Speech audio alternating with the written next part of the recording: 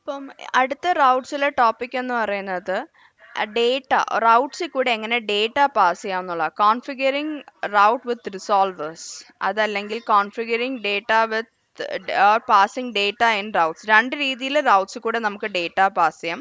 ഒന്ന് ഇതുപോലെ സ്റ്റാറ്റിക് ആയിട്ട് നമുക്ക് ഡേറ്റ പാസ് ചെയ്യാം, എന്തെങ്കിലും ഒരു വാല്യൂ എന്തെങ്കിലും നമ്മൾ ഇഞ്ചക്ഷൻ ടോക്കണിനകത്ത് പാസ് ചെയ്തത് വേറെ രീതിയാണ്. ഇത് ഡേറ്റ എന്ന് പറഞ്ഞിട്ട് ഒരു പർട്ടിക്കുലർ റൗട്ടിൽ അവൈലബിൾ ആവുന്ന ഡേറ്റ റൗട്ട് ലോഡ് ആവുന്നതിന് മുമ്പ് നമ്മൾ കൊടുക്കുകയാണ് ചെയ്യുന്നത്.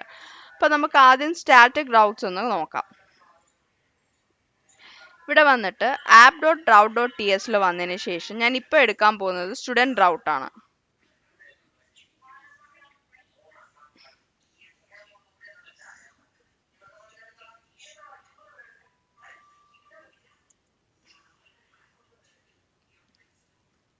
Data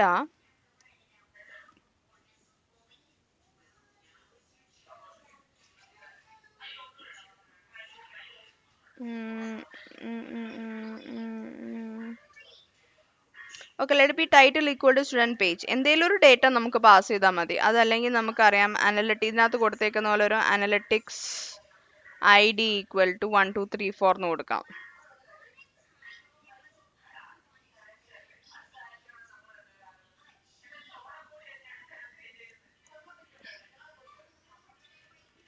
one two three five six seven എന്ന് പറഞ്ഞിട്ട് ഒരു റാൻഡം വാല്യൂ കൊടുത്തു.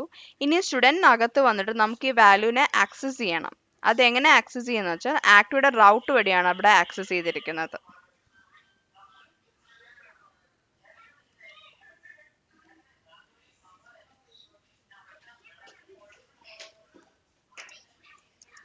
constant equal to inject of